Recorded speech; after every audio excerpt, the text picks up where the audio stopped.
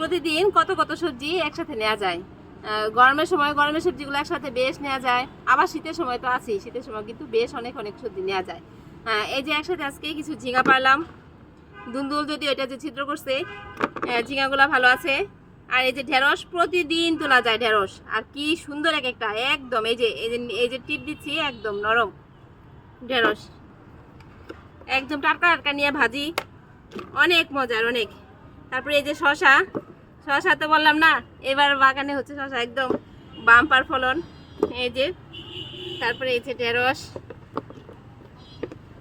এই যে আরো কত ঢেঁড়স, প্রতিদিন তোলা যায় এখন ঢেঁড়স। তারপরে হচ্ছে এই যে পটল, সপ্তাহে 2 থেকে 3 দিন পটল নিতে পারি আলহামদুলিল্লাহ।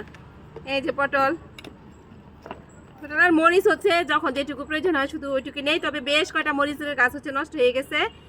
আবার ওই যে উড়ি উড়ি মরিচ গাছগুলো দেখালাম না, মরিচ গাছ, একটা মরিচ গাছ শুধু এখন উড়ি উড়ি মরিচের চারা ভালো আছে, বাকি সব নষ্ট হয়ে গেছে। মরিচ অল্প অল্প করে পারি, এই তো।